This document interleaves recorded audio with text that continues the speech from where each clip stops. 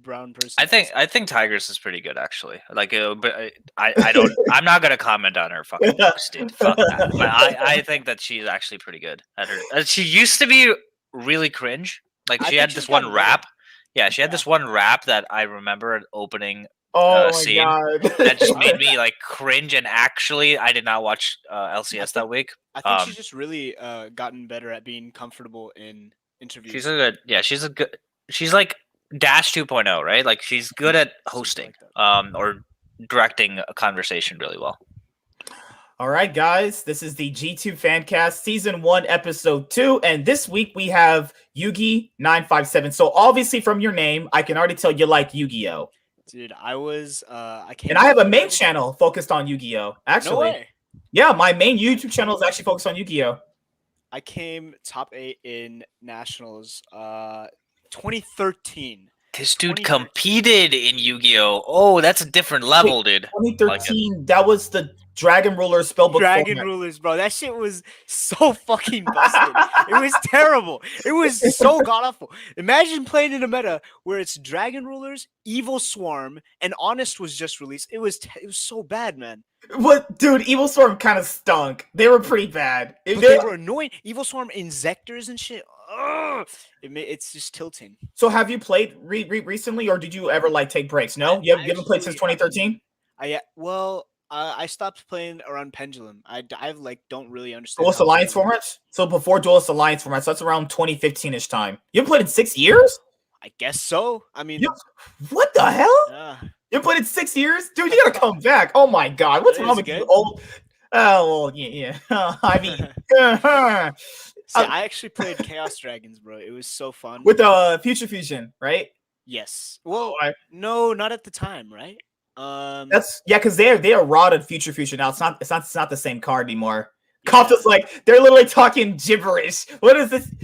Yeah, like? I played chess. That was my thing. So I never could learn. You guys chess, keep talking. I never could learn chess, dude. I always knew checkers because chess was too hard. But as you guys know, chess was way too hard for me, man. Literally, I could not learn. You have to teach me chess. Is there any white queens I can have in chess? Jesus fucking Christ, dude. So, how was your guys' weeks actually? Pretty good, man. I just chilled for the most part. Cooked a new meal for the first time, so it was pretty good, solid. How about you? Mine was super nice for sure. I had an interesting week. Just created some videos. There's some trailers coming out for some movies coming up. Godzilla vs. Kong. There was another trailer for that one. Zack Snyder's Justice League. I don't think that's gonna be that good, but to each his own. I love my Batman. That's already a finished story, and he's a murderer. Hey, dude, I finished watching Wonder Woman 1984. It's not as good as the first one. It's definitely we went for Valentine's Day, and it was not ideal, dude. There was so many plot shit that pissed me off. It was like 1 hour into the movie, we're like dealing with like the world apocalypse, and then the next hour everything is fixed. I'm like, huh? What? Yeah. That's what I really appreciate about Marvel movies. The plot seems to like follow a timeline that makes sense, at least. Yeah. No, dude, a lot of people did not like Wonder Woman 84. I actually personally enjoyed it, but I can't deny all the plot holes it had. Her golden armor being useless. You also had Cheetah. The villains kind of stunk in this movie. It's always like the same common trend. Sequels not measuring up to the first movie. Because like you could literally watch it in 10 minutes and go, this is not better than the first one. Yeah, and also they could have done so much more with the flying sequence. Like she learns how to fly. Like they could have done so much more there. And then there were many points of it. Like the fucking kid emerging from the forest. Like what, dude? Wait, are you serious? That the sun just emerges out of nowhere. This is like the most like Bollywood-esque cringe I've ever seen. Not Bollywood trailers. Those things are awesome. Dude, I fucking love classic Bollywood, but you gotta admit it's cringe. It's good cringe. But it's cringe. All right, guys. So this week we had the LCS and the LEC. So the LCS 2021 Spring Split Week 2 was underway. There was a lot of surprises. TSM going 0. I almost said 0-3. 3-0 for TSM. Like, it's crazy, man. Hey, Dignitas is 4-2. Things are changing, man. Hey, Dignitas are gonna win Worlds 2021, right? Jesus Christ. That is not a timeline I want to entertain. All right. So, what did you guys think about the games this week? Actually, I was okay. So overall impressions, I am still not convinced that TSM is a great team. Even after going 3-0, what I saw was Huni finally on tanks, which is literally what we talked about last week. Which is like, dude, you're not playing well on carries at all. I'm excited that he's finally deciding to be Huni and play tanks because that's how you enable this team with Power of Evil. You play a tanks, you play for late game carries, and you play through bot lane prio. Like that's the only way they can actually win because Huni's way too inconsistent. Um, that being said, I thought the biggest takeaway from this weekend was what the fuck is going on with the top side of TL. That was like my biggest takeaway, which is they're like Alfari is playing very subpar. Santorin is picking champions that don't mesh with the entire vibe of the comp. They're trying to all win lanes and have a power farm jungler, but as soon as they start losing a lane, they have no idea how to recover or play to the other side of the map. It seems like this team is just dealing with too much winning or something in scrims where they're picking comps that are like 3 solo lane carries or like the Quinn for a pick, for example, but they don't know how to play to enable that pick with their jungler. Like the number of times Santorin ganked top in that Quinn game and did absolutely nothing, where someday just had no chance of actually dying. It basically told me that there's something going on in their scrims where they're just either stomping lane so hard that they think that these picks are good, or Santorin just doesn't need to do anything in scrims to win. And so he's not able to translate anything on stage in terms of, okay, now we need to adapt. We need to change our strategy. We're falling behind in the lane. We must win. We have to now play towards objectives or play through mid, like play towards your winning lane. Adapt on the fly, which is very surprising because I thought Santorin did that really well on FlyQuest, but it doesn't seem to be working out right now. So that was my biggest takeaway. Whenever it pertains to like TL especially and how their playstyle is shifting a bit, there was an interview with Tactical and Tactical saying he's feeling burnt out, etc., etc. We see the Quintop. Did we see the Quintop twice this weekend?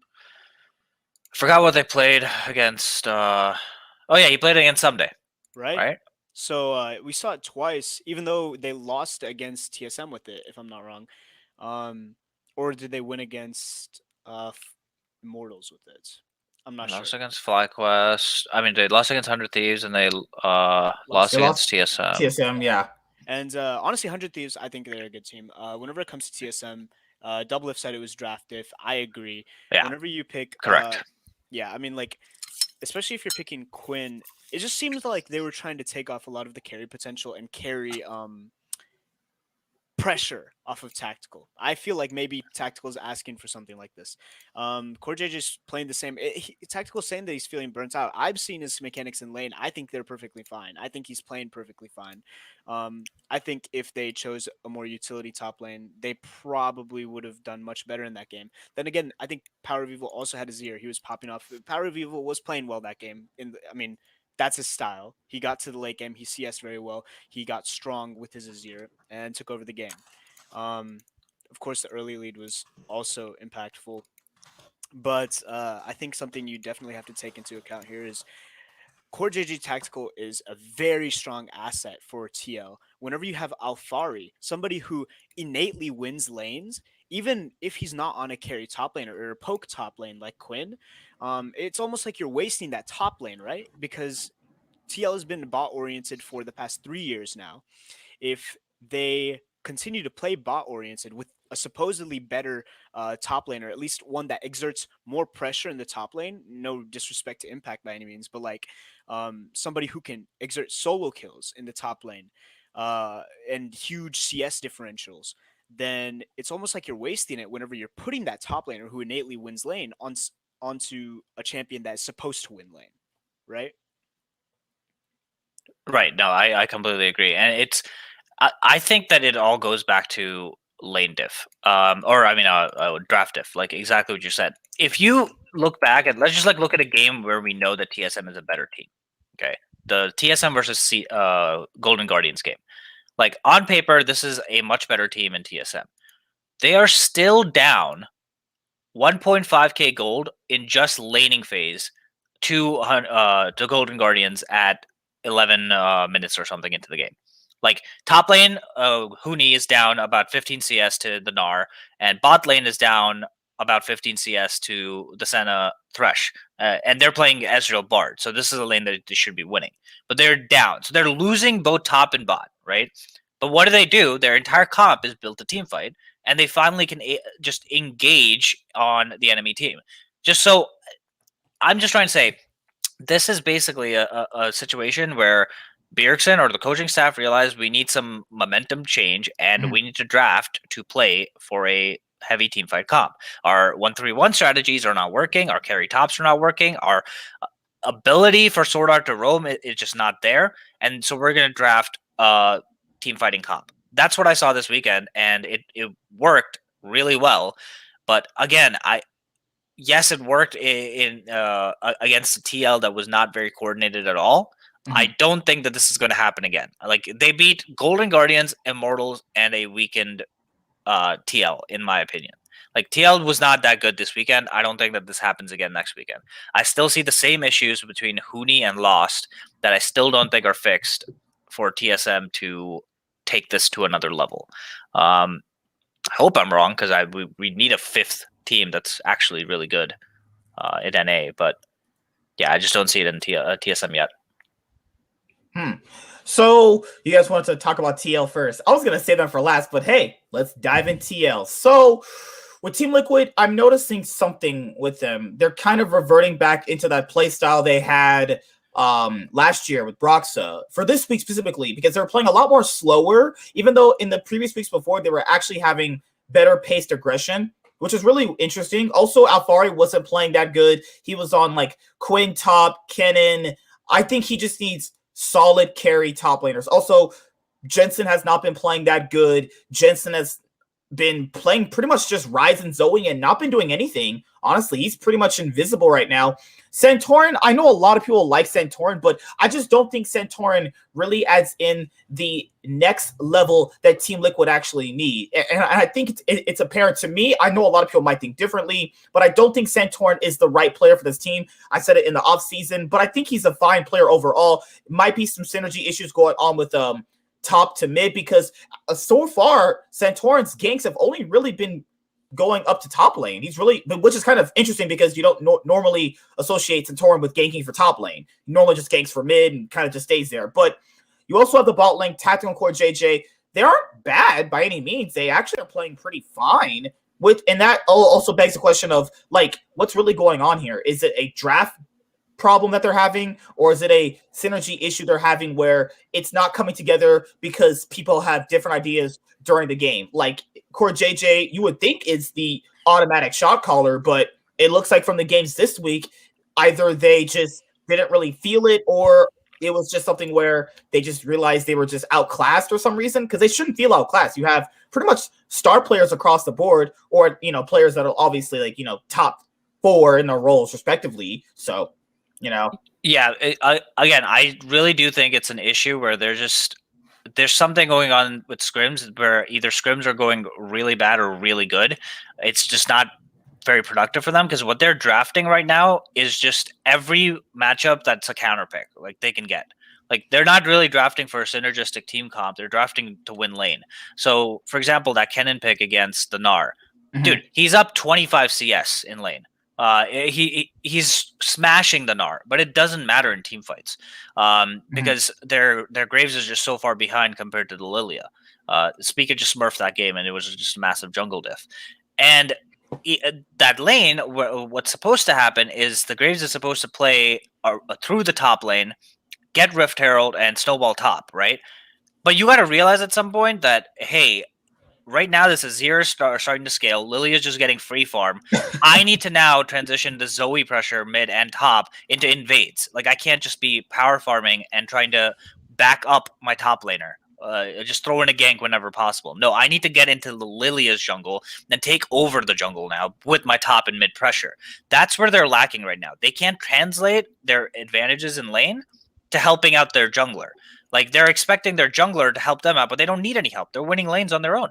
So they have to do the other way around. They have to help transition Santorin into being a carry jungler, and that's the meta right now. And they just haven't figured it out. At least not this week. Do you think he can be a solidified carry jungler? I don't associate Santorin. No, but I like in this meta, you have to be. You look at Blabber, right? Look at Spica. Like every team that's doing well is enabling their jungler to snowball the map. Like you can't just gank a winning lane anymore and snowball that lane if that lane is playing remotely well. There's too many ways to escape. Even if you die, it's not necessarily the end of the world if the enemy jungler gets a level ahead from taking your camps. So I think the way that you do it right now is use your lane pressure to snowball the jungle matchup. Get deep wards, get insane pressure, then do Rift Herald, and then once you have Rift Herald, you can break whatever mid or top tower you want. But they're doing great in terms of snowballing lanes, except for against that 100 Thieves game. It just the synergy with their jungler is just not there. This was an issue again, like you said last year with Broxa, but Santorin should not have this issue. He is a very smart jungler when it comes to pathing. You would expect him to be able to correct this issue moving forward. So we'll just see.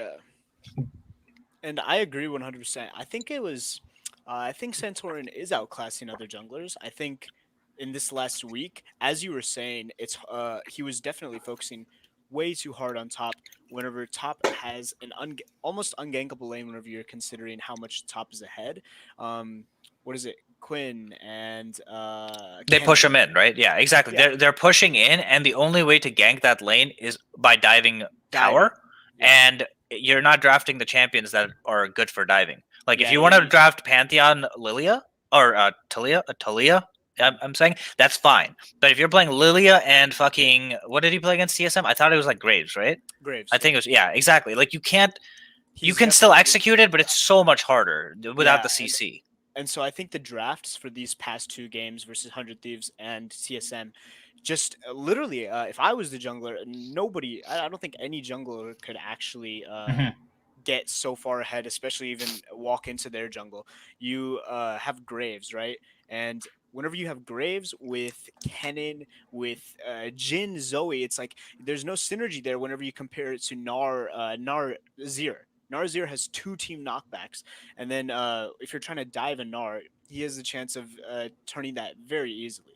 Right, and you're saying this if they don't invade, right? Like that's the only strategy that they have to deal with. Like you're on a timer with that comp, you're gonna fall off really hard. The only way to win the game is by choking out the enemy jungler. Like you have to invade, you have to get heavy pressure, and you can't invade solo because that doesn't work anymore. Like 1v1 in the jungle is not good for you. So you need to invade with your team. And I just don't think that TL's mindset is like that. All of their laners are used to winning lane and they know how to win lane really well.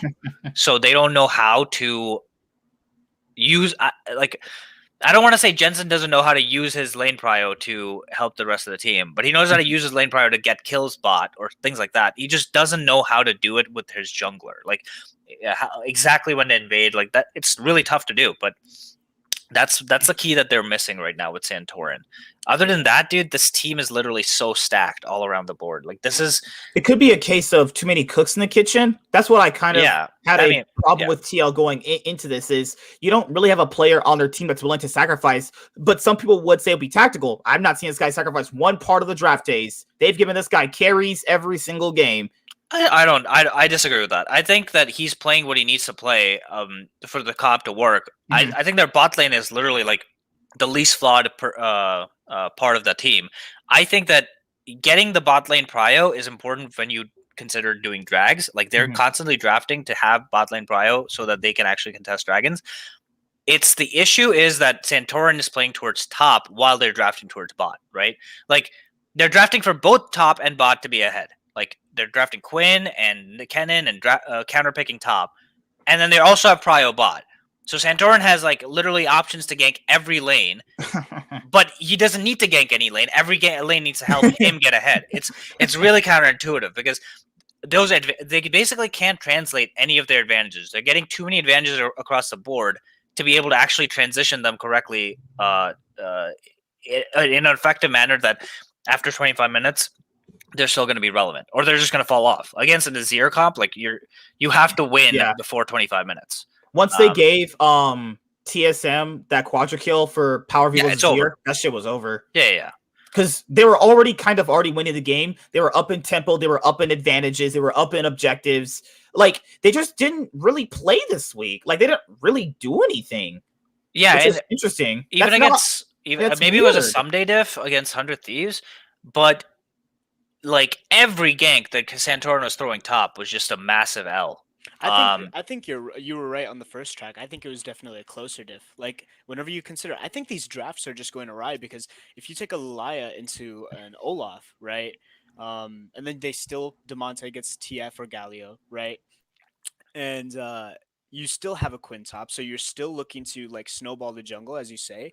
And Spica did it last time. Maybe that's what they were even thinking going into draft. Like, okay, take this Laya and maybe try to snowball the Laya to get other lanes ahead.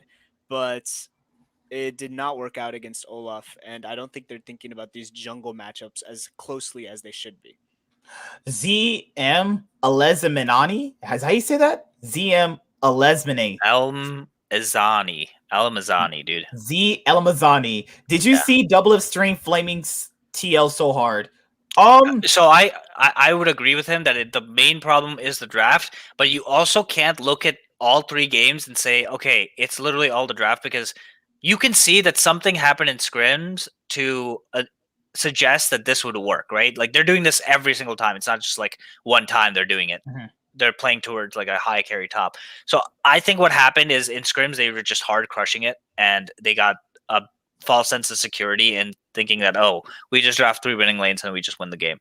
But yeah, I think that the main issue is draft, but you can still play with this comp and win if you played correctly through your jungler. That's my main point, which is like, I don't think they could have won against TSM with that draft. Yeah, dude, they're up 25 CS top. They have a 1.7k gold lead. That's how it always is. Yeah, I think I agree. But whenever you think about the early game advantages that you would need for like the jungle invades, let's say you walk with Graves into and I think they also drafted like the summoner spells wrong if they're going for this play, right? Now, obviously, in scrims, if we're thinking about it, they're thinking win lane, win game, right?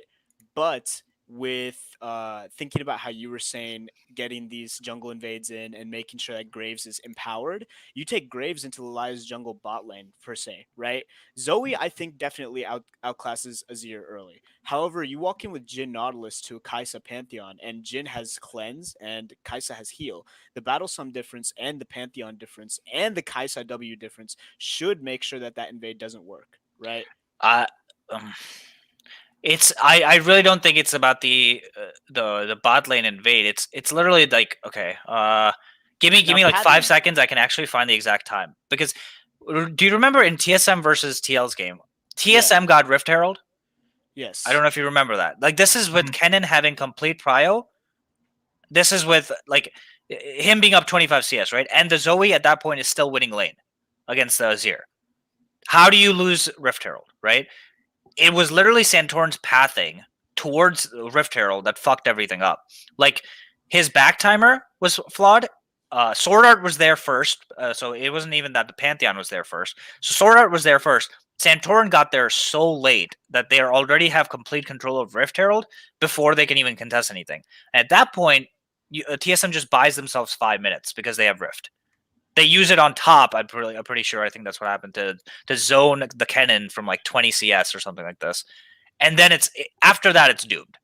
But when they get Rift, like, you can't do that. You can still win with this comp if you get Rift, because then you're still snowballing the game fast enough at a fast enough pace where your lane advantages matter. It's when the lane advantages go away that exactly what you're watching here is like it's already pretty much over at that point. But if you can back to like I want to say it's like 8 minutes, 8:30. 8:30. Let me see where I can go. Okay, yeah. So around here. Okay. Just 8:30. Play at like 2x speed. You watch Santorin's pathing, and you'll see what I mean. Oh, you're not at 8:30. You're at 12:21 in game. I mean, 1 sec. All right, playback speed. I never actually utilize this. I've never utilized this actually. Holy crap! 2 times speed. Gotcha, dude. That's what you have to watch Pokemon on, so you can actually watch her Jesus stuff. Christ, dude. Fucking hell. Get me out. I do not endorse shit. this man's behavior What do you mean? or simp attitude. I'm a tier 3 Pokemon, so why do you hate me? Okay, you're right. Oh, okay. So here's my problem here. No. Go to. Wait, can you just quickly go to 8:30? I just want to at this point the game is over. 12 minutes the game is over because they're too far ahead and they kill. Let's go back. 10 minutes in. Yeah. Okay. 8:26. So they just bots the bot lane dive or bot lane gank. That's fine. Hit play here. Okay. Now what's Santorin's pathing? He's literally full clearing from bot. This Oh, is you just jumped ahead again. No, Oh, this it's is the highlights. highlights. Yeah, but you can still see him, can't you? No, because he wants. To Yeah, see where Rift is Graves gone. goes. I can give you a link. Okay.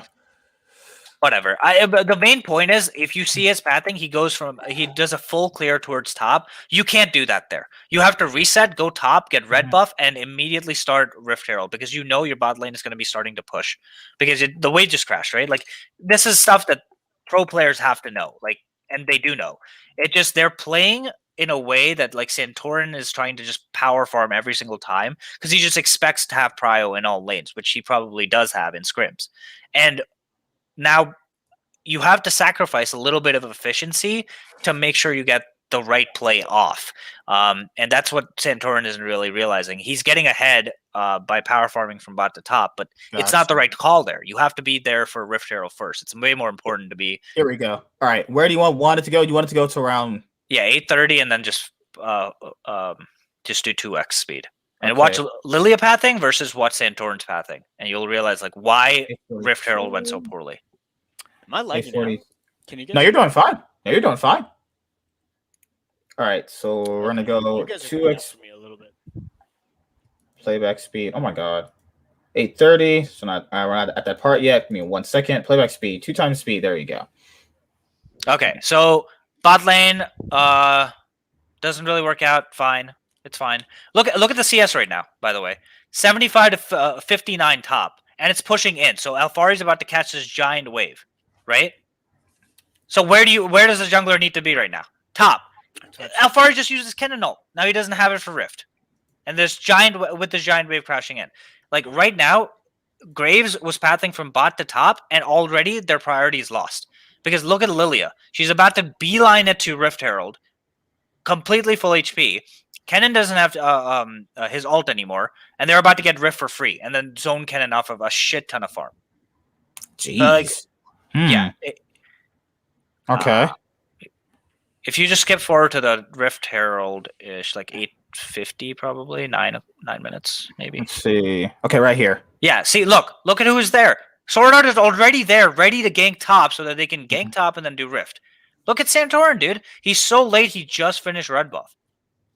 Like, that's 100% Santorin's fault for that Rift Herald went bad. And maybe 50% Alfari before even taking that fight with ult. But still, like, this is what's game ending right here. You see Alfari getting zoned, missing so much CS. He was up 25 CS, and now he's only up 13. He's about to lose turret, and the Kaisa is about to get ahead from just the plate goal. And at this point, the game is way harder because now they're on an even shorter timer. They have to force a really stupid play bot, and they're going to get aced by a power reveal, and the game's over. My point is there's ways to win with this comp. You just can't make mistakes. And if you want to say it's draft diff, that's fine. I agree that you don't need to give yourself like such a narrow opportunity to win. Yeah. But it's winnable if you play it right. Yeah. These guys were just thinking it's winnable only through lane. Yeah. Exactly. But you guys think TL can bounce back next week? I think they can. I think they have the caliber players to do it. But if the players are talking about like getting burnt out, it's like might be some behind the scenes issues that we're not seeing, but I think they have the caliber of players to bounce back. They definitely did not play good at all. Like even their team fighting was bad too. They would take such unfavorable points in the game where they knew they couldn't win. You think you can win with a Pantheon ult and a Zero ult coming out? God, I was like, okay, you guys just go next week. Just, hey, go on your vacation, get your games over, just stop playing right now. You guys are not playing good. One of the teams I wanted to focus on this week was definitely the best team of the LCS, which is CLG. They finally got a win, boys. CLG got a win, but they got a win against Golden Guardians. I'm just fucking around with you guys. It's TSM. TSM went 3-0 this week. What did you guys think about TSM? Yeah, I mean, I think I summarized it. I'm happy with how the coaching staff has adjusted and made it a lot simpler to focus on 1 or 2 issues. I still think they have major problems that they need to fix. Number one problem now that Huni has been placed on tank duty is Sword Art needs to be a lot more active. He still is not doing what he needs to do early game. Like they're still getting really far behind in the early game. And it's not going to work against good teams, and they did not play a good team in TL this week. They played really poorly. So I think that TSM is getting better for sure because they're shoring up their random inconsistencies top lane by putting them on tanks. The next problem that they need to fix is trying to get Sword Art on roam timing so that he can enable Power of Evil. And then once they do that, they're actual team. They're actually a good team because Spica's doing Power of Evil and Spica. They have a really solid mid jungle right now, and they need to play around that. Lost just needs to not int as hard. It's fine to be down 15 CS for now, but the main person that needs to step it up now is Sword Art, and then they'll actually start looking like a decent team. I think if Sword Art plays well, then enables Lost to play well, but you can't really always count on that. Yeah, I'm having a hard time assessing Sword Art's ability right now because he's choosing all of these roaming supports, not really fighting for lane at all. And he's not roaming. Yeah. Right? Yeah. Like, I'm very confused. I don't really know what's it might be some 200 IQ like new meta. I don't know. But, like I will say his team fighting is really good. He has popped off on the board in the team fights. I think that there's something going on between him and the ADC where like he's trying to pick. They don't have a good synergy, and also he needs to figure out like I think someone needs to sit down with him and like just talk about this is like 100% a roam opportunity, and you have to take it even if you lose experience. Like the number of times that they've been shoved into their turret bot lane. It makes sense why he's not out roaming the enemy support. But even when you get shoved in, at some point you got to be like, okay, I just have to force a roam. I have to follow the support here because they're going to bleed out from their mid lane if he doesn't follow the support. And it's surprising to me because I feel like maybe he's getting maybe Lost is telling him to stay or something because this man isn't he rank 1 in NA right now? If you're going, I think duos are like disabled from Grandmaster up, right? So if you're going to solo support in solo queue and you're rank 1, chances are you're just dusting your ADC to go scale jungle or mid, right? That's what I do. So like it's in Hilo. I mean, there's the Bard one trick who's rank 1 in EUS right now. That's literally He says that's all he does. He just dusts his ADC and like. So it must. Yeah, actually that's a really good point because that makes me think that it's something that Lost is doing or saying, and maybe he's like asking for the support to stay in lane. Because you're right, like his natural instinct should be to roam, especially on these roaming champions. I'm not gonna say that he isn't roaming at all compared to last week. Like he's doing much better this week. Like the Pantheon showing up for that Rift Herald, for example, on time with the core JJ, very good. Like that's what I want to see. That didn't happen the first week, so. It is getting better, but I agree that I think even if they need to force a draft around playing a really safe ADC like Ezreal, that's like, what I'm thinking. Like maybe they have him pick Senna, Zaya. I don't know. Maybe even a. No, they did pick that. Remember Ezreal Bard? Like they literally picked Ezreal Bard. That's what you're supposed to do. But his roam timings are still. Well, my thing with Sword Art is that you notice that he roams when Spica is definitely near.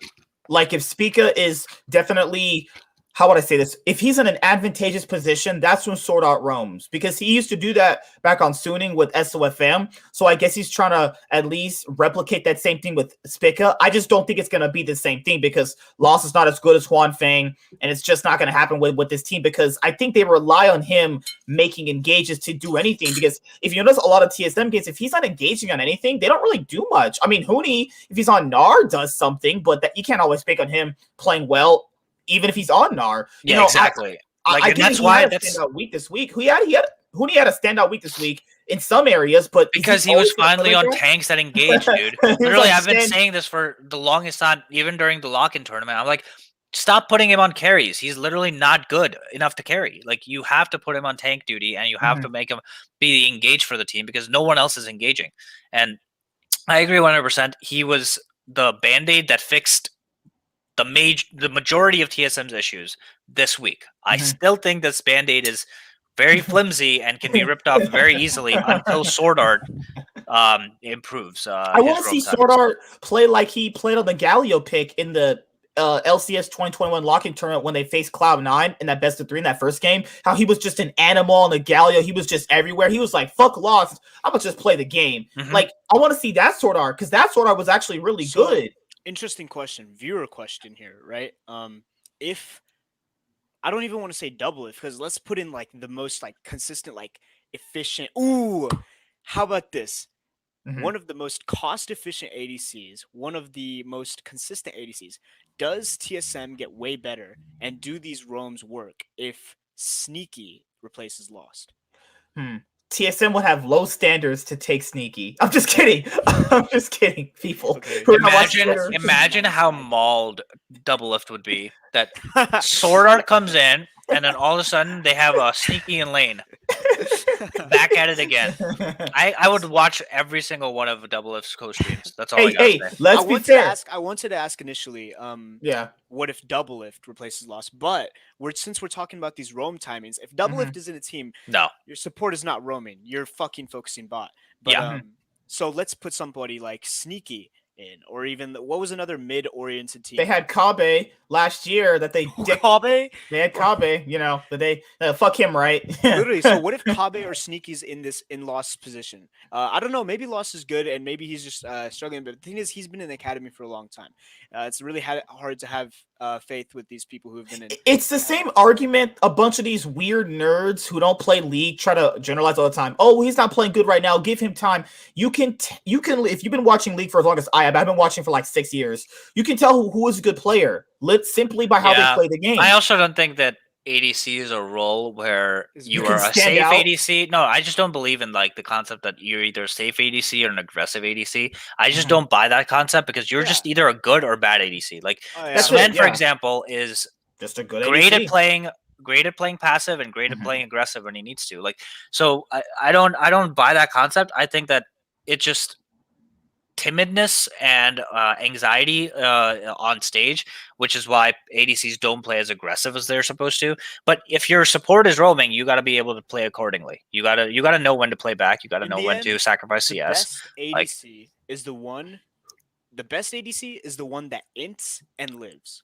That's how I like it. So Wild Turtle back to TSM is what you're saying. I was gonna say Wild Turtle as well. And whenever I state these ADCs, not only just like of course they like Sneaky, for example. I think he's really cost efficient. I think he's really like pressure efficient. But then you look at something like his games against Afrika in 2018, he fucking popped off on Lucian. I loved Lucian in that meta, like the true damage IE meta. But aside from all that, if you put in Sneaky, Kabe, Wild Turtle, and I'm not saying like Sven or Doublelift because first of all, these would never happen. And Doublelift is one of those ADCs where it's just like he can play. I'm sure he plays very nicely weak side as well, but it just won't happen.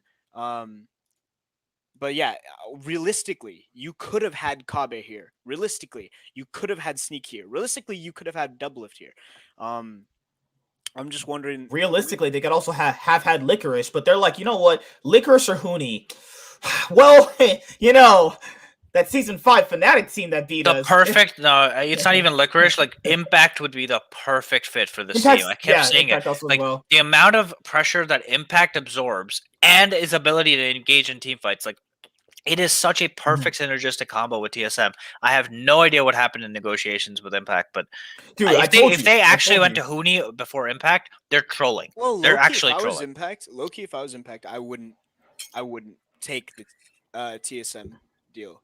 Like Over looking at- EG, dude? over EG. In Really? my opinion, yeah, because Hmm. well, maybe he knew something about how Jizuke is gonna play because low-key Jizuke is not looking worse than Power of Evil. I think that Impact, if anything, like Svenskeren is the deciding factor that makes it Svenskeren. worthwhile to go EG. I don't know, But dude, Definitely either. Jizuke and Deathly are just not at the level to take you to deep I don't in know the about playoffs. Definitely. I don't know about Definitely. Ignore. Look, Ignore is playing well. Ignore's solid, man. Yeah. Ignore's really good. Now they're on EG. Let's talk about EG. So EG this week was like, whoo. Okay, so some games looked good, some games looked pretty bad from them. The one game that they won looked pretty good from them when they took down, I forgot who they took down. They took down, oh my God, help me out, please. Cloud9. Weirdly, they can beat Cloud9 but lose to Immortals. What type of level is that? That's what I mean. That's what I mean about Jizuke, dude. That's literally what I mean. He's like hit and miss player. He plays for himself. He literally never roams, by the way. Like this dude he used to be really big on that, though. He used to be really big on that, which is crazy. Like, I don't know if you saw his Rise game last week, dude. It actually pissed me off. They were actually doing a 4v5 bot. EG somehow won, and Rise gets insanely far ahead. And this entire time, I'm just like, dude, you just got the freest game of your life. And then he almost throws it somehow. If Svenskeren didn't pop off, he would have almost lost that game. Like, I think that Jizuke is the type of player that can go toe-to-toe against Perks, but then also lose to fucking Demonte in lane. Like, it's also he has such a high and low. It's also the same thing that I've told people when you're playing solo queue and you want to get better at the game. If you want to learn how to get better at the game, look at what not to do with what Jizuke did with those Zoe dives. Because a lot of people think that when you're diving a champion and you're winning the 1v1, you're smashing the dude, you have to go in for every single kill and beat him. No. That's what a bad player would do. A good player... He's just limit testing, dude. That's fine.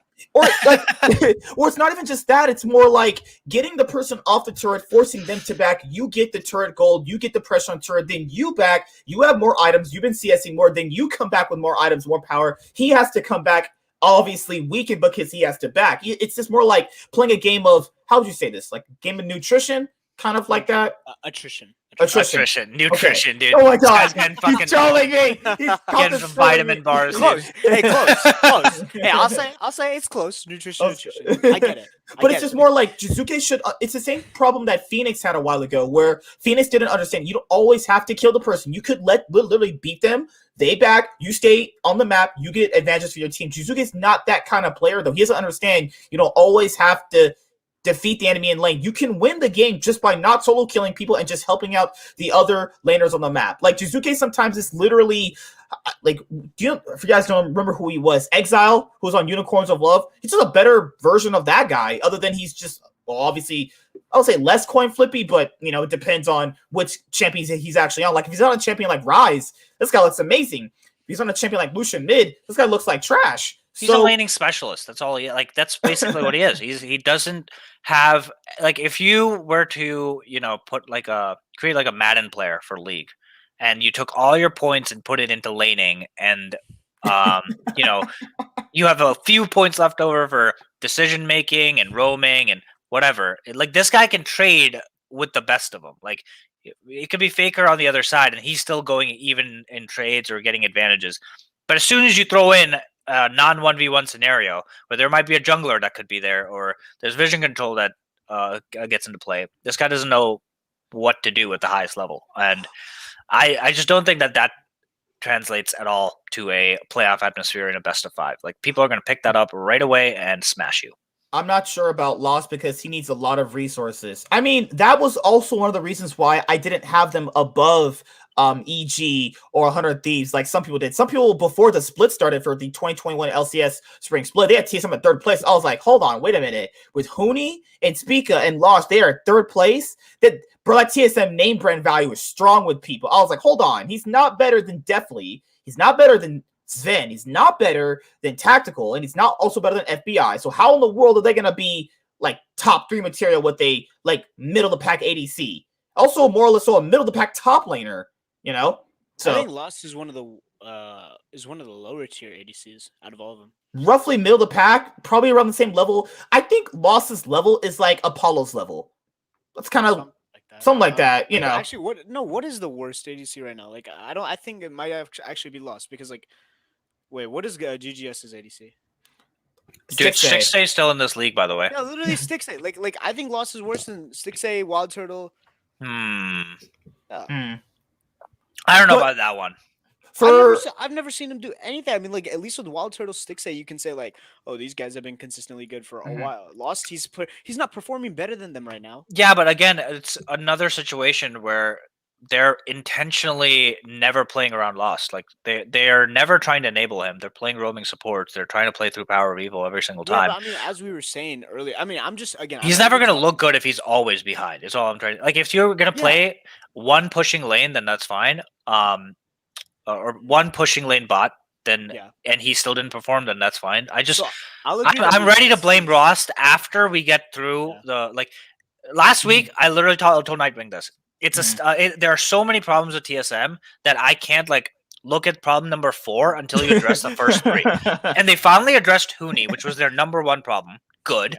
Now fix Sword Art, and then we can talk about Lost. I agree that he's like underperforming. I mean, you're right that we can't like. I don't think. Yeah, you're right. We can't judge Lost until we see Sword Art play something like Blitzcrank and like. Or no, just play the style that he's playing, but make it work. Like I just want to see more out of Sword Art. Yeah, if Sword Art can roam, like actually, but then that like that's why we're begging the question, like why isn't he roaming? That's why I'm saying like maybe Lost isn't the best fit.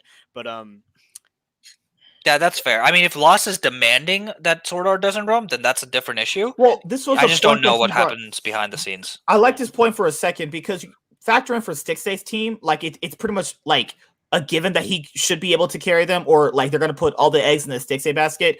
With Lost, he does have players like Power People and Sword Art around him, and he still doesn't look impressive, which is that's telling.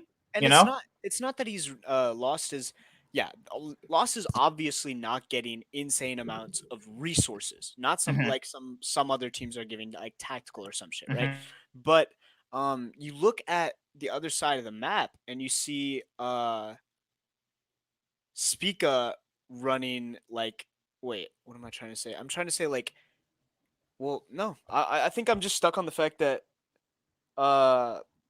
Pantheon is always in lane with Ignite. Other ADC is always going to take cleanse. I'm just trying to find a scenario here where like is Lost even 2v2ing? Is he like and if he's not 2v2ing, is he surviving in lane? Well, I had the same sentiment too. Like he hasn't looked impressive with good laners though. Like it's par for the course. Six and Wild Turtle won't look good with their caliber of players. But Lost has Power of Evil, Sword Art, Spica, Huni, and those players to some extent are good enough to definitely enable their ADC to play good. But to be fair, if you're an ADC in TSM, you're not going to look good. You know, Sven as an example. I get what you're saying, and it's like we can't usually, and probably in this case also, we can't judge Lost based off like, oh, his solo laners are good, so he should be like doing fine resource wise. It's more like I'm just trying to say. And it goes back to like Sword Art is not roaming, but it just seems so weird seeing a bot lane do almost nothing the entirety of the split whenever you import a $6 million support.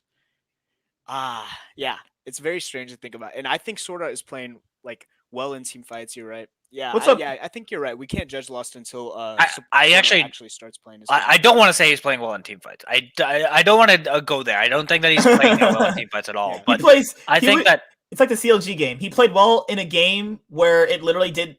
CLG literally threw their whole kitchen sink at the literal mountain, and they lost. Yeah, it was like he carried from a position where he shouldn't have been able to. CLG literally should have never been in that spot where the Xayah should be getting that far ahead, based off where CLG was coming from. You know, and I think that like he knows how to play from a lead. I have seen him do that. So like Immortals game, for example, obviously not against the best competition, but he got a lead and he, choked him out with it. Now could he have gotten a better lead if you put Sven in that position? Would Sven be dominating even harder? Yeah, but he's not throwing from ahead, which is like the number one sign that this ADC sucks dick, and that's my problem with like putting him as the bottom tier ADC. No, he's not Stixay, he's not Raze, and so like I think that he's definitely a below average ADC and definitely one of the worst. Actually, he is the worst player on TSM, but he's not. I wouldn't say that he's the worst in LCS. Reason, like, Yeah. Lost has to work on forgot about positioning. What's He up, doesn't- for Apollo? How you doing, man? Lost has to work on his positioning. He gets caught way too much. Also, I another agree. thing too. Yeah, I agree.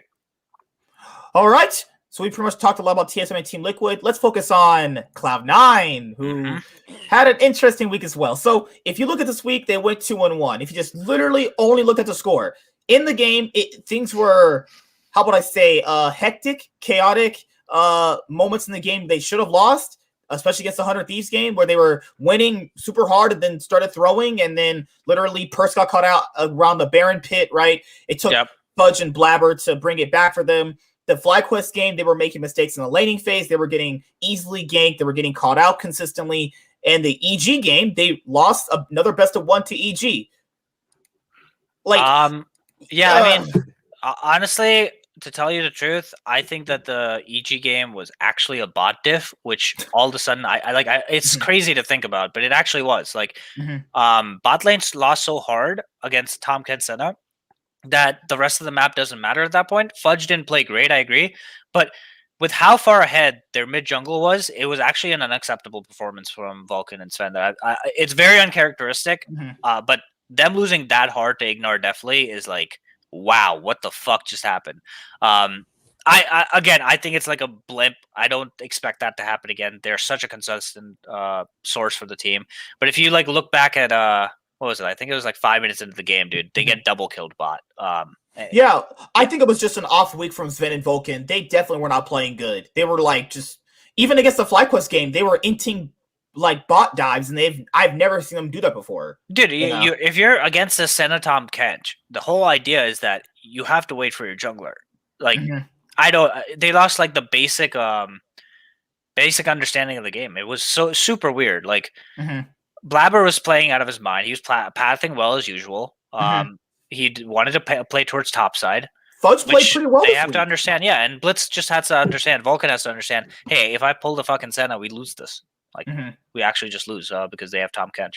It was the 100. It was the 100 Thieves game where you're seeing like FBI get constant back-to-back triple kills. They're just throwing at random moments. I'm like, yeah, they're like 5-1, but some of these games have been really suspect though. Yeah, like I don't know if they prefer that play style where they like to be in that hectic play style where they can trade back and forth the team. If that's their preferred play style and they like doing it and they're still winning, more power to them. But from how it looks at the viewer standpoint, that looks like they're just actually just losing, and their early game kind of sucks. Dude, I keep saying this over and over. I still don't see improvement in Fudge. Like week to week to week, you have to get in so many arguments with people because they must have Fudge's cock all the way down their fucking throats. And I understand that he's winning certain lanes. Dude, if you look at which lanes he's winning, Blabber is winning the lanes for him. He is not winning the lanes himself. Like none of these lanes he's getting prio on his own. Actually, I probably have. You know what people would tell you? Oh my god, give him time. Like guys, we're not like literally. If you understand the situation of it, yes, most people who are not stupid understand this. You can give someone time to improve, but you can also say he's not playing good right now.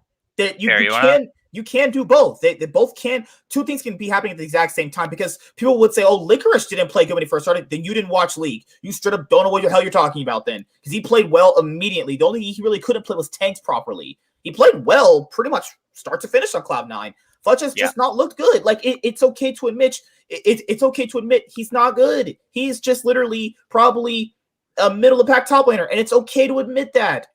Yeah, if you like look at, I think that his biggest issue is actually just playing with his team. I still think that that's the case. But if you're playing Camille against a Gragas, you're supposed to win that lane. Especially with your jungler playing around your lane. Like if your Talia is pathing top, you need to win that lane. And the fact that he's down 7 CS, trying to freeze the lane when his bot lane has is being pressured, like he's just not playing with his team at all, and he's on a completely different page than what the rest of the team is trying to do. So if you click on that link, I just shared it. I don't know if you want to, but okay, right now. I personally think Fudge is getting babysitted. Yes. And literally, you can see it in the Camille game. You know, Camille game, he actually played well in that Camille game they lost against EG. Yeah, I'll say he played really well that game, but he did not explode in the same way he did if Blabber is not babysitting his lane. Dude, he's literally babysitting his lane every single game and somehow still winning his jungle matchup. It's crazy what Blabber is doing in this league right now. If that's not MVP quality, I don't know what is. If the season ended right now, if Blabber didn't win MVP, I swear to fucking God, shit's rigged. He's like, I'm leaving league. Dude. He's like, I'm going to Rocket League, man. God, he's so good. I can't get over it. But yeah, if you share that video. Horn Lu, what's up, man? Fudge just isn't it. Man, you're telling the choir, bro, because I believe you. They draft like TL, but still winning. Maybe they focus too much on their mechanics. If they fix draft, they'll be good. I don't think it's draft, man. I think they're getting everything they want. They're just not playing well in the game. Sorry, guys, I was checking this one important email, but like, yeah, something I wanted to talk about with draft-wise. I agree. I don't think they're losing draft. I was a bit confused earlier when we were talking about the Kaisa Blitzcrank into Senna Tom Kench. I thought Blitzcrank is the like historic counter. Yeah, he breaks a shield, right? But the idea is that you pull the blitz in team fights. That's where he's good. He's not good in lane. He's good in team fights because you can just kill the Tom Kench right away, and he doesn't get a second health bar. I see. Yeah, I mean that's. I don't think that. Again, I think that the worst performing player was Fudge again against the EG matchup. All I'm trying to say is it was uncharacteristic how Sven and Vulcan were also losing lane. That's not an expected thing. Fudge losing lane, yeah, I get that. What is the problem with Blabber? Why doesn't Blabber? I mean, okay, let's say Blabber does have to babysit top, otherwise Fudge loses. Now, if they let Fudge lose and try to snowball bot, what happens? It doesn't work out if Fudge is playing a carry, which is the only thing he seems to be good at right now. He can't play. I agree that he should be on Gragas duty, but like he should be on what you said for Huni. He should be on the champions you said for Huni, like Shen, Nar. Yeah, and another issue is the way the C9 plays is very similar to how TL were playing this week, which is they need winning lanes in order to enable their jungler, and they play through their jungler really well. Perks is playing through Blabber in a really, really fucking a good way. Most of his kills that he gets here are actually like Fudge. I mean, Perks is roaming really fast. He's the first to roam every single time. He's the 1st to respond, and that's really impressive to see. Which part did you want to go to? Is it like 4 minutes in? 4 minutes in. Okay. 5 minute 30. 5 minute 30. 5 minute 26. 5:26. So okay, they're pushing this lane in, right? They want to shove the lane into tower, but Graves is behind them. Guess who's the first to TP right now? Perks, even though Fudge has prio. Look, no one is in Fudge's lane. He's so late to this. He's so if you rewind this. Yeah, I saw exactly. Graves is coming in. Graves is coming in. They don't see it. They're trying to shove the lane to reset. And why is Perks here first? He has to commit his flash to kill Deftly, and now he has to walk all the way back out. The fight is lost here because the Graves gets off insane amount of damage, gets tenacity, and Blabber's late to the fight because he was top. Yeah, he's not even channeling it, dude. If Blabber TPs on time, this fight is a completely different ball game. Okay. They lose this because Blabber's so late. And you mean Fudge? Oh, sorry, yeah, Fudge. Fudge is so late. And it's just tilting to see because he literally, like, the top lane is frozen, dude. It's pushing into you. It's going to be frozen by the time you back and come back to lane. Like, what? It makes no sense to me. And even if it was pushing out, you have to be the first to TP on that play. You know that bot lane prior is the way you win the game. So he's just not playing well with his team. There's especially no excuse for the fact that Perks is the first to respond here when his lane is actually pushing into tower and he's going to lose so much to the Rise there. So, I mean, that game blew up in the game because, as I said earlier, Rise gets an insane lead, never showing up to the play, and they lose a 5v4, essentially. So they lose a ton of pressure, and then the game's over. But I don't expect this to happen very often because generally, C9 still outplay that, even with late TP. It was just a very unfortunate that Perks had to flash for the kill on Deftly. Lou says, I think it's a shame that Sven and Vulcan has to play weak side since Fudge crumples on weak side. Kind of a shame, really. You're telling me, Brand. Good God, dude. That's Yeah. just I just don't understand the sentiment people want to give him. Like literally, I'll tell you guys this: if Fudge was on TSM and the roles were flipped, Hooney would be in the same advantageous praise that he would get. Oh yeah, Hooney's going to improve over the season. It's like no, like first of all, I've never fucking said any of that. Like I think that both of those top laners are very are just not good. Not Like, good right now. But yeah. And it's one thing that like fans always do. It's like you don't always have to say that your player on your team is the best. It's literally you don't have to do that. Like Cloud9 did it for Balls when you notice Balls wasn't playing good. I don't know why I don't know why this is such a different thing with people. Like he's not playing good. There's nothing that someone will tell me that they'll say like this guy's definitely top 4, top 3 as well. No, absolutely not. He's not playing. And good. I was literally standing for this guy like at the beginning of the season. I still think that he could improve because I think his carry potential is there from Academy. It's just like you got to call it out for what it is right now. He's the worst performing player on C9. If they lose a game, it's generally because of him. Dude, if Fudge was on TSM and he played like this, people would flame the shit out of him. And he only gets a pass he's on Cloud9. That's literally it. Yeah. And the team is looking great, dude. Like I still don't think that there's any issues with C9 and TL in the long term. I think they're still looking really, really solid. I'm really impressed with how Perks is playing all of a sudden. He's playing really well compared to the start of the lock-in tournament. He's playing with Blabber extremely well. So I'm excited. Because if he's playing like this on fucking Rome's mid laners, I can't fucking wait till the meta shifts. And it's control mage and carry mid laner. Meta. The last team I want to focus on before we go to the LEC is 100 Thieves, actually. They went 2-1. They lost to Cloud9, didn't they? Listen, I want 100 Thieves to win.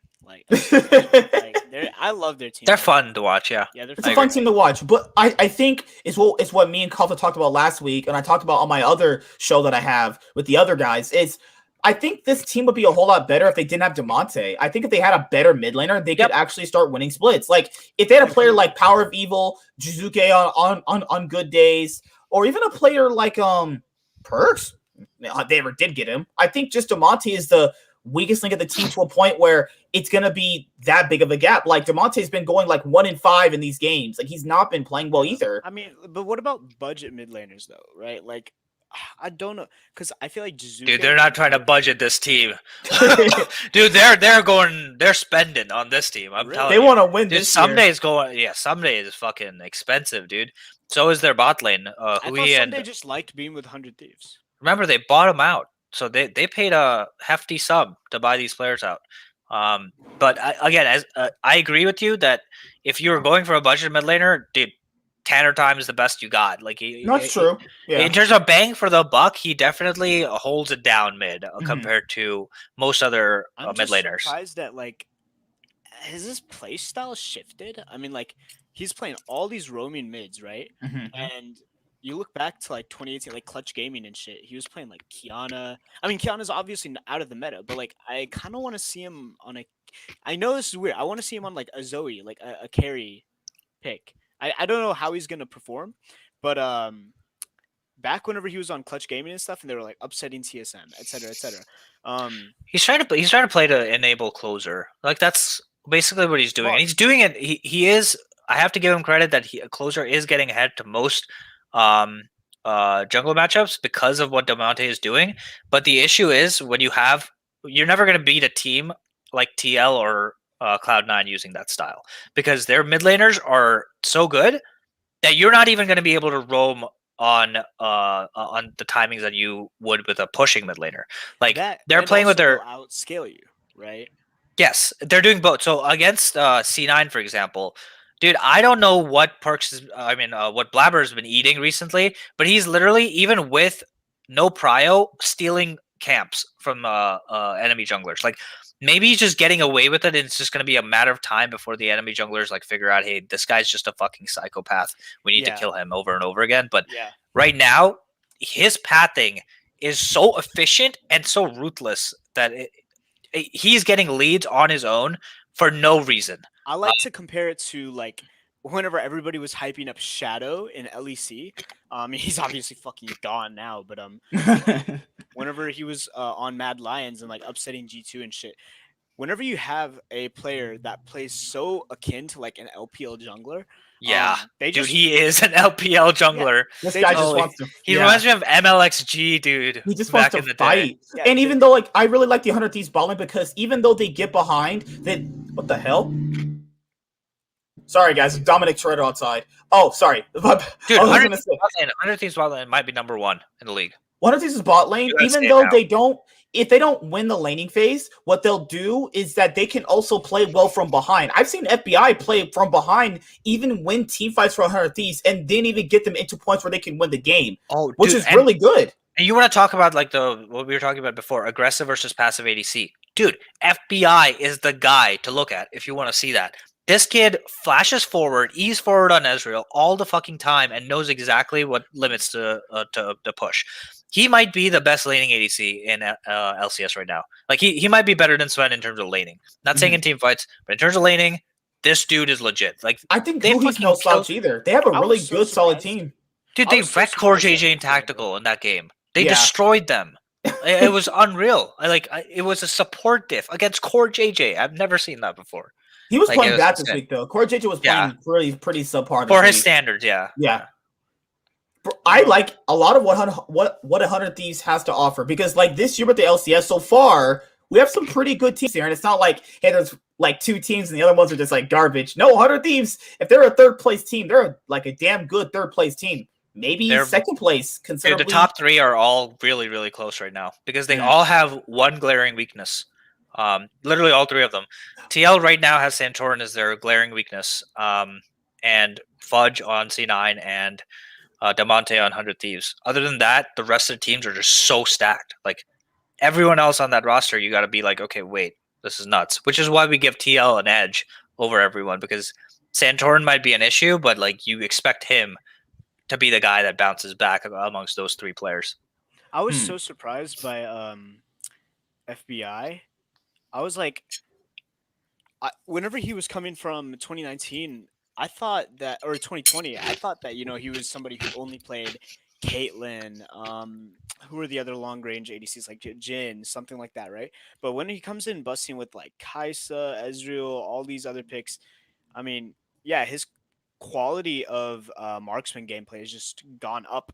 I feel like maybe he found Huhi and it's like love at first sight, but this duo is absolutely insane. They just go in all the time, dude. Sometimes to their detriment, I will admit, but like, yeah, they're so aggressive.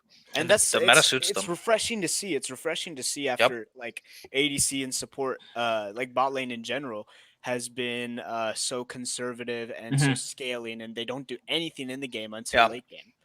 Dude, I honestly think that if C9 and 100 Thieves played each other again, like the 2 champions I fear the most are Rel and Pantheon as a support pick for them, and on ADC Ezreal and Samira.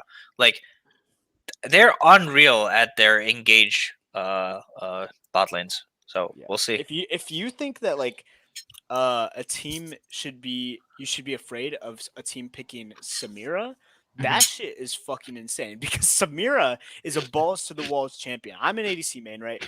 I will almost never pick Samira unless I am certain that every other player on the enemy team is worse than me. Not gonna lie. Hi, Rebecca.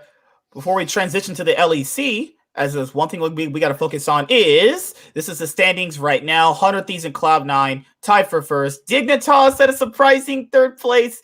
Dignitas are going to win 2021 World Championship. I'm calling it right now. Dig are going to win World. FlyQuest right here, holding it down at 7th place. Pretty much where we predicted them before the split started. Pretty much around 6th, 7th place material. Immortal, CLG, Golden Guardians, where I thought they would be bottom. Pretty much how it should be.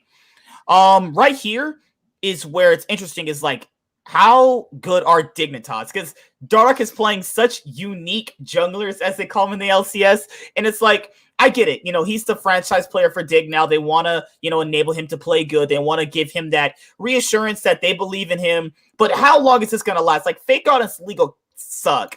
Like I'm just being honest here. People like, yeah, they're good, they're okay. No, they're not good. Like I don't think they're that good, personally, to hold them at top, middle of the pack material. They're good for like what you guys said for Damonte, except worse, which is, I don't know how long that's going to hold you up for. You know what I mean? I think I have to go soon, but one Yeah, I would last say. thing, Yeah, go ahead. Finish your one point. last thing that I just wanted to touch on, like personal opinion, was like, you know, I was hyping up Demonte. I'm like, I really like him as a player, and probably it's his personality is probably attaching to it as well. You know, I'm not gonna lie, like this dude's just so fun to watch, and he's like the only good interviewer right now in like Mhm. LCS. But whenever you talk about his actual gameplay, I want to look more into his stream and like what he plays in solo queue, because I just want to see his another play style. This obviously works for 100 Thieves. You're right about like enabling closer. I do want to see what he can do with the Lane Kingdom matchup. Um, but yeah, that's pretty much it. I Thanks for don't. having me. Yeah. No, Yeah. no problem, Thanks, man. dude. No problem, man. See you later, dude. Alright, Have a see great you later. day. Nice to meet you, Kofta. Yeah, you too, man. Peace out. It's just like, how long is Dig gonna really hold this spot? You know what I mean? Yeah, I don't think for long. They're losing every single early game. Like even against the EG. Like dude, they're literally down 3K and they Bro, this is somehow an EG imposter throws the team. game. This is an Yeah, imposter team. not for very long. Their lanes are just too bad.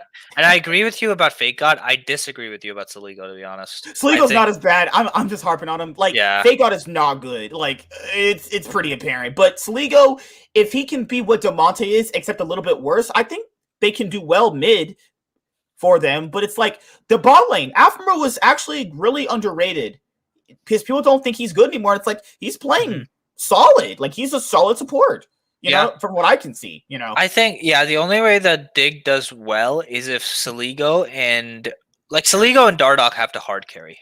Until Johnson can carry late game. Like that's their win con, right? Like play but play we on call this tank top. Dardoch. Yeah, Carry exactly. jungler playing Dardoch has to enable their mid laner to be able to roam bot. Like that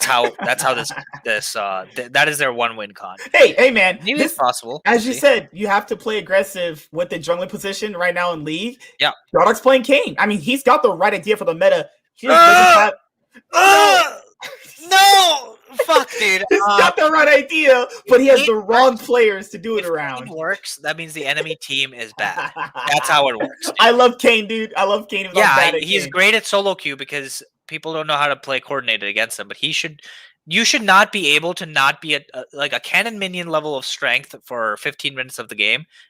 Like that should not be allowed in a competitive game.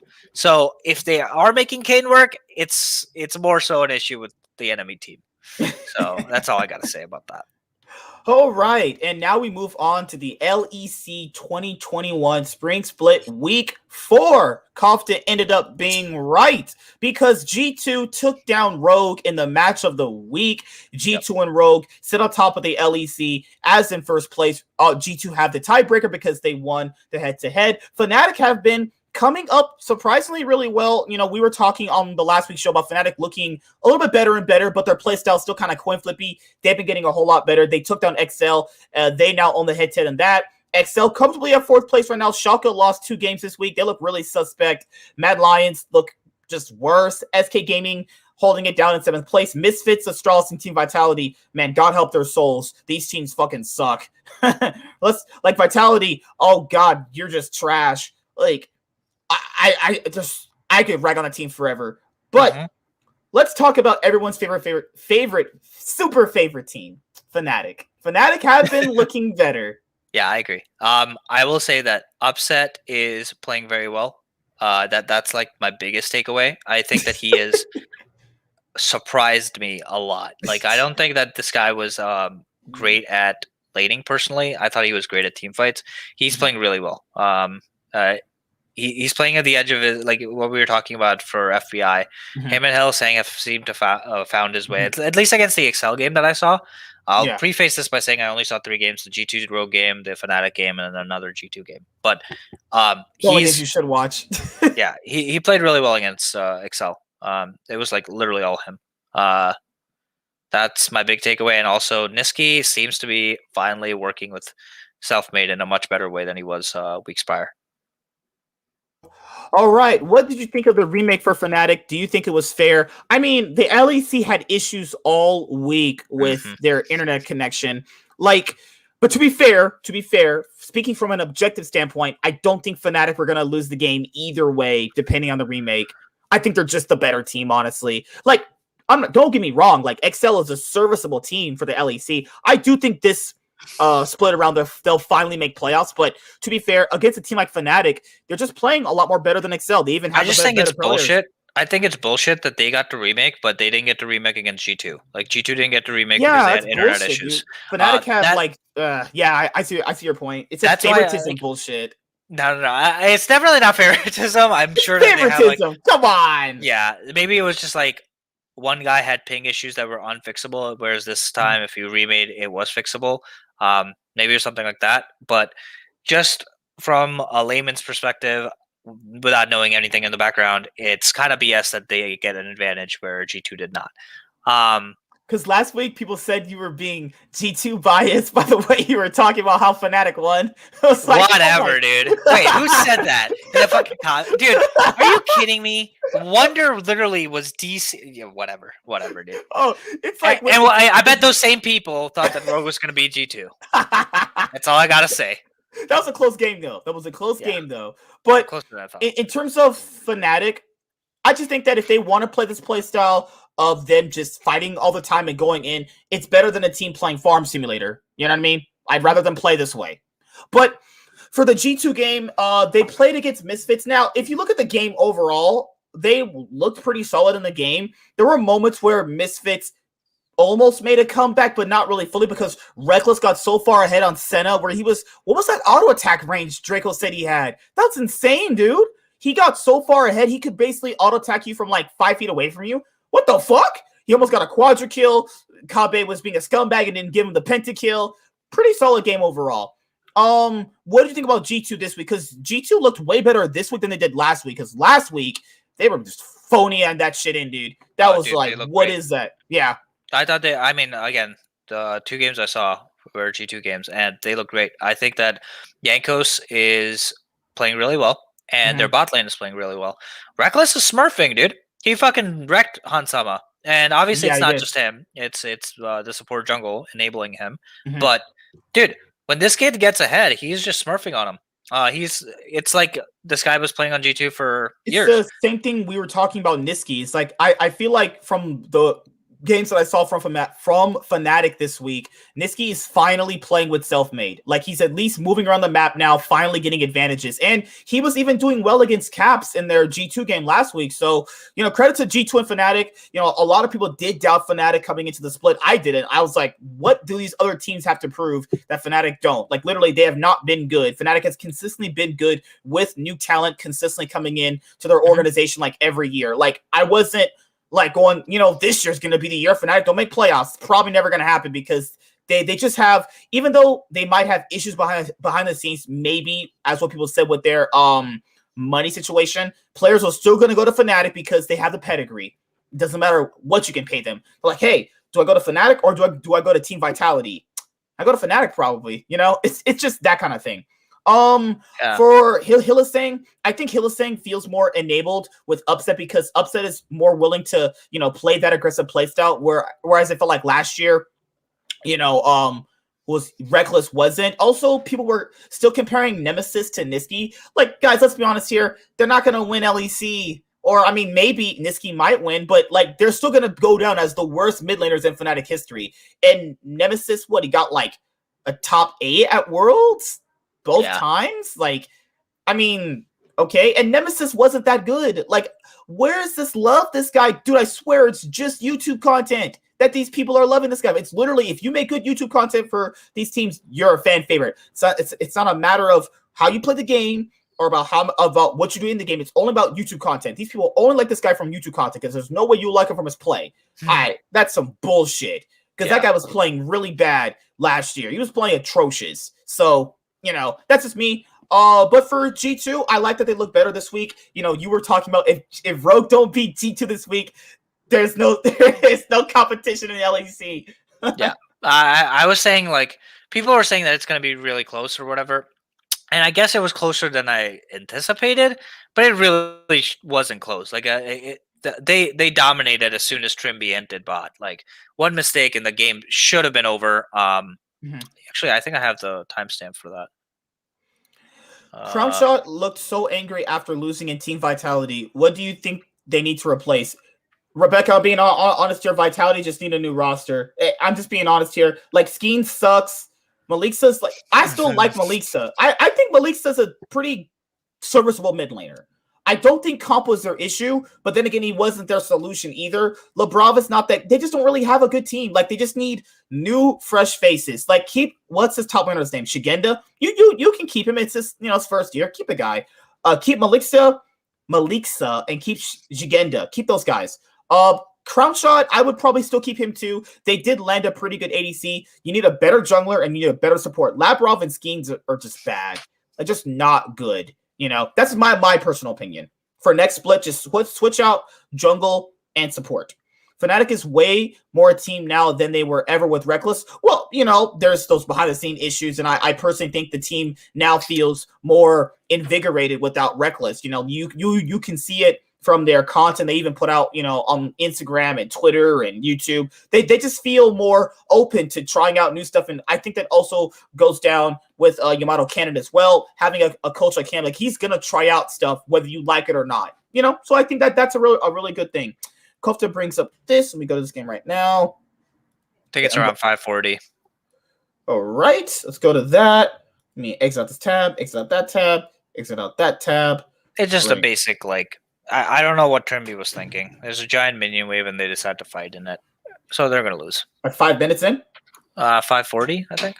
Gotcha. All right, there we go. Let me pause this right here. Share my screen right here. All right. Sorry, guys. I literally listened to a bunch of fucking Marvel content.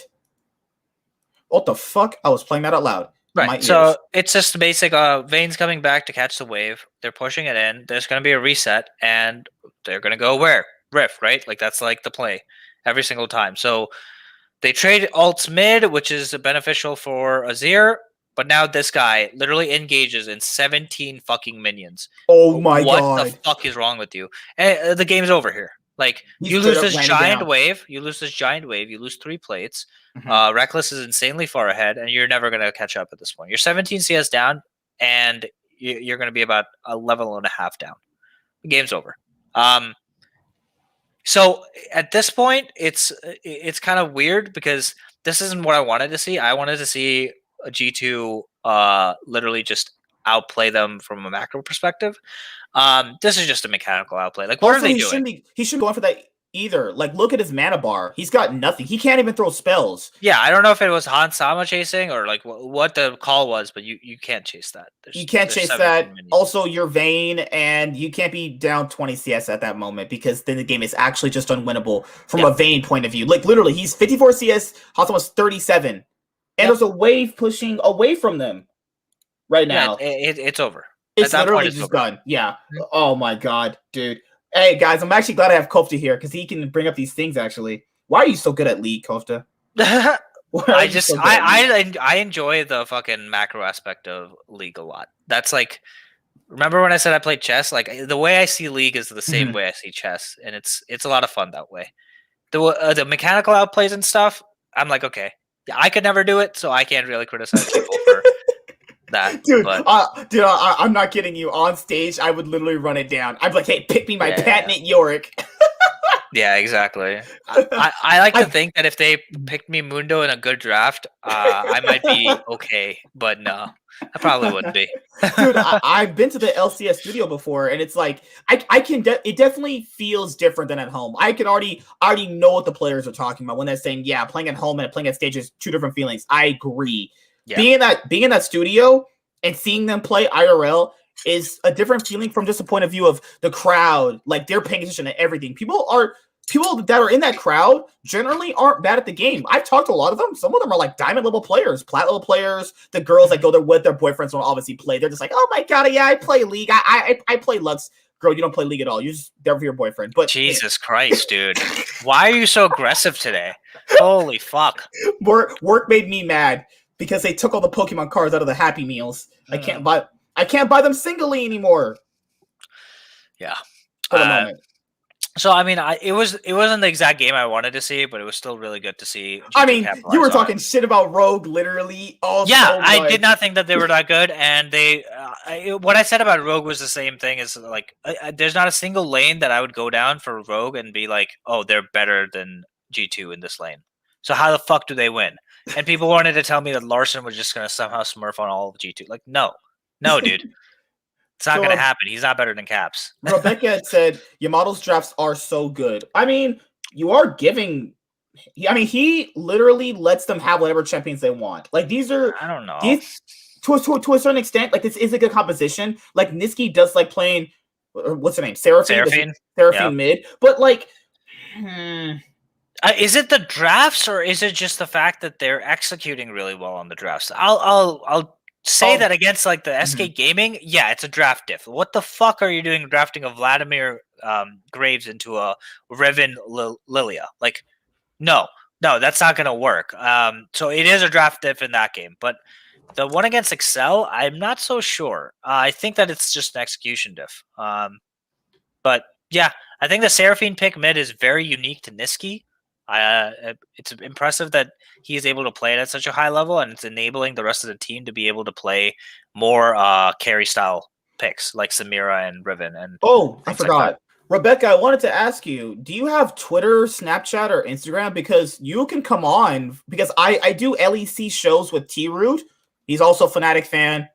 If you ever wanted to come on, the invitation is there. There's the Discord link in the description box below of every video if you wanted to join and be on for LEC stuff. Because I know you talk about Fnatic a lot. You also talk about this right here. Schalke versus G2 this week. What are your predictions? Schalke beat them last time.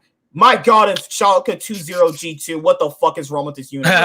Jeez, man. G2's probably gonna win, but dude, I keep saying Schalke, I keep saying that Schalke is legit. They ran it down last week. Bro, they ran it down so hard. I know. Actually, I did not watch the Schalke games this week, so you didn't want to because they ran it down. They actually just turned off their brain. They ran it down. Fuck, dude. Bad. They ran it down really bad this week. I'm not even fucking with you. Yeah. They lost against Mad Lions. Fuck. Bro, they lost against Mad Lions. I want to check out this draft real quick. They lost against Astralis. You know they're trash. Dude, they lost against Astralis. Dude, can fuckers please stop drafting Graves? Sorry for the language. Why? Stop drafting Graves against fucking Udyr, dude. Oh my God. Okay, fine. But it's still not a draft diff because... Oh, they drafted Aatrox too! Aatrox and Graves! God damn it. All right, Rebecca, if you have Twitter, this is my Twitter right here. This is not the main channel's Twitter. This is my own personal one I use for my main channel right here. If you want to come up for LEC episodes, Discord, or just DM me on here. All right, so you wanted us to predict the matchups. Yeah, we can do it really quick because, you know, Cup has to leave. He's got a job and a wife, you know. I'm just kidding. Yeah. All right, so easy, quick ones. You said the Schalke games? So Schalke. Oh, yeah, right here. Match of the week, Schalke versus G2. Or it might be Fnatic game. Fnatic match of the week. Yeah, against Mad Lions. Get the fuck out of here. All right, Schalke versus SK Gaming. I'm going to say Schalke because I still didn't see the game, so I don't know why they collapsed, but they have a clear style to play. Yeah. They want to play at the top. I'm going to say XL right here. Mad Lions are crap. Mad Lions actually look like garbage. They beat Schalke, though. Fuck. That's true. I'm doubling down. I'll say Mad Lions. I'll say Schalke and I'll say XL. G2 versus Astralis. I'm not even predicting that. That should be a foregone conclusion. Yeah. Rogue and Misfits, another foregone conclusion. Holy shit, these games suck this week. Rebecca, what the hell are you having us predict? It would be really funny if Groundshot won against Fnatic. That's all I'm going to say. We'll see. What is it? XL versus Astralis. XL should win. Misfits versus SK. Misfits should win this. Dude, I don't fucking know. I don't know enough about these teams. I can't make a prediction there. Rogue versus Vitality. Foregone conclusion. Fnatic, Mad Lions, Fnatic. And match of the week, G2 versus Schalke. Gotta say G2. G2 should probably beat the fuck out of this team. But last time, Colton said that and he cursed us. Yeah, that's fair. Why do you curse us? Dude, I'm never really like this, but I love G2 and Cloud9. I literally don't really ever predict against them. I'm just being honest with people. It's like, hey, if they win all the time, I'm right. If they lose, then I look stupid. That's pretty much what it is. But yeah, we had a pretty good show this week. Actually, people are gonna probably say, talk about FlyQuest. Why do you guys about FlyQuest? Because they suck. because FlyQuest is trash. I mean, yeah. Yeah, that's pretty much it. Rebecca, last question. We're gonna head out of here. We might be surprised the standings could change completely. No. If XL end up first place, I'm done watching LEC. Nah, G2's gonna steamroll the rest of this league. Dude, like comparing how the teams are gonna play, it should be G2 Fnatic final again if they continue playing like this. Same shit. Oh, you mean Rogue Fnatic final? Dude. I'm still on the Schalke train because I didn't see what happened this week. I don't buy it yet. I thought they played really well last week, so we'll see. Dude, if you predicted a Schalke versus Fnatic final, Schalke versus G2 final. I'm predicting it right now. Hell no! Oh my, you're a crackhead. What level of drugs have you been smoking? Last week they were the second best team in the LEC based on what I saw. So that's all. I gotta go with what I saw. Maybe this week they'll be much worse, or maybe like this previous week they played really bad. And just like last week, hey, Bwipo beat Wonder fair and square with those dives. Holy fuck, dude! I can't believe people actually thought I was being G2 biased for saying that someone had lag and it was obvious. What? Internet, yeah. Oh god. Oh my god! Hey, Drew. I remember this as we talked about before. It's biased to talk about the better team playing better. Yeah, you never know. But that's it, guys. See you guys next week. As you guys already know, G2 Fancast is Monday, 5:30 p.m. PST every single Monday. And any parting words you want to say before we close out this week? No. It was good talking to you, dude. Peace out. Always, man. Hashtag C9 win. They're going to win Worlds this year. Blabber MVP. If Blabber's not the MVP of this fucking league, then I'll just quit watching. We riot. Is that a pun? What the fuck? Really? Oh my god. All right. See you guys later. Goodbye. Peace. See you next